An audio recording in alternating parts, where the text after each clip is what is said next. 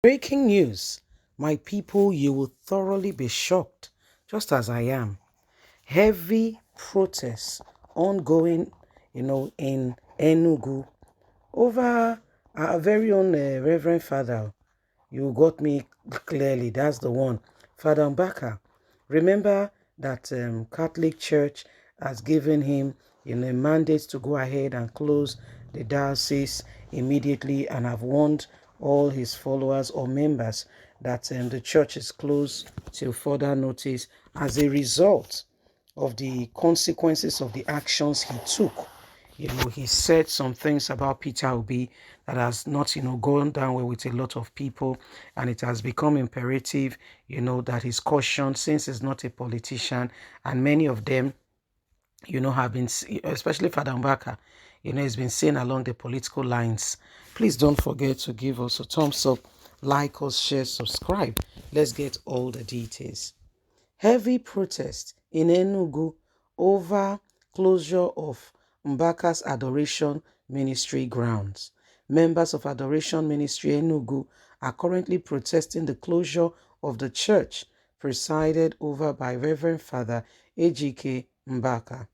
Mbaka's church was shut down following the massive outcry that followed his condemnation of the presidential candidate of the Labour Party and former Anambra State Governor Peter Obi. Mbaka got into hot water after bringing down Peter Obi and raising a curse on him, calling him a stingy man, saying unless he comes to adoration ground, kneel down and beg for forgiveness, he will not be forgiven, and he can never be Nigerian's president because he's too stingy. He would rather have a stingy, he would rather have an old man than a stingy young man.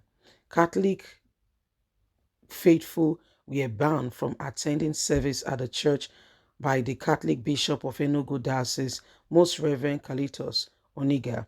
Oniga, in a statement made available to Politics Nigeria, wrote, "In the light of the happenings in Catholic Adoration Ministry Chaplaincy, Enugu, capable of undermining the Catholic faith and teaching, and after several correction and all being spoken about with Pastor Ejike Mbaka, the chaplaincy of the ministry, and having given him pastoral directives and guidelines for the ministry chaplaincy, which he personally violated, and in fulfillment of that pastoral duty as the chief shepherd with the obligation of promotion of safeguarding Catholic faith and morals in Enugu Diocese, I hereby prohibit all Catholics, clergies, religious leaders, faithful, henceforth from attending all religious activities in the Catholic Adoration Ministry until due castration process initiated by the Catholic Church is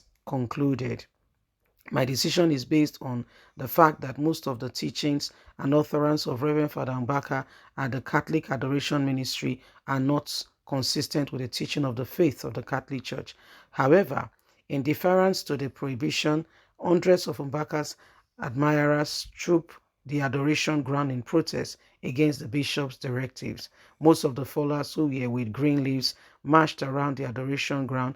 They could be heard calling for removal of Bishop Oniga. One of them said it is the Bishop Oniga that should be suspended and not Reverend Father Mbaka. So this is what has gone on now, my wonderful people. Reverend Father Mbaka has now been, you need to see the protest, not be small thing. No. They said it is the bishop that should be removed. It's not Reverend Father Mbaka. That no, Reverend Father Mbaka, is someone who they love and admire and they really cherish, and saying that he should be removed. What is the reason? It was in the Catholic Church there that Reverend Father Mbaka said the guy is selfish, is stingy. He would rather prefer an old man being Nigerian's president rather than a young man who is stingy, But however, the supporters think differently. Oh yeah, they think differently. They are wondering why. Okay, they are wondering why, Reverend Father Mbaka should be, the ministry should be closed down. Okay, they said no, that it is the bishop himself that should be removed and not Reverend Father Mbaka. Reverend Father Mbaka himself has, he obeyed the whole call. All that was said, he obeyed it. He did not protest when they told him to shut down the ministry. He quietly, humbly did it. Yeah, he did. He quietly, humbly did it. He did not protest. He shut down the ministry.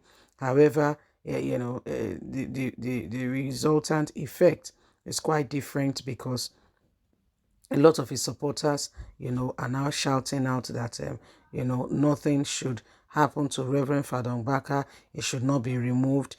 He's speaking for them, and anyone who has suspended Reverend Father Mbaka should reinstate him, or such an individual should be removed. So it was a serious one. It was serious. It was serious. They didn't want to listen to anybody. They said it's the father that should be removed.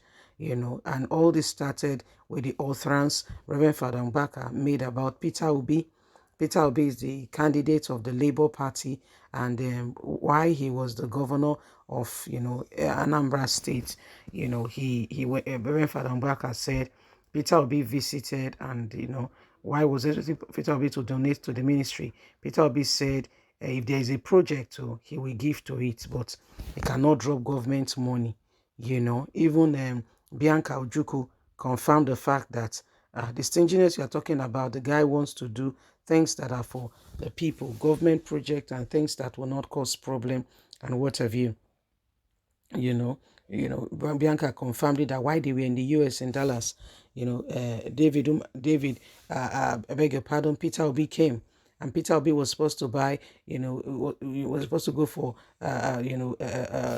both, a gentleman's meeting that he was invited in. He was one of the special guests. But guess what?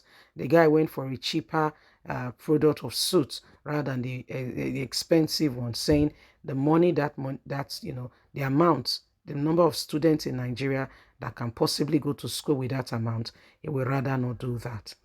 So I mean, for Reverend Father Mbaka to say Peter Obi is a stingy man, a lot of people find it absurd, because we know many Nigerian politicians are very wasteful.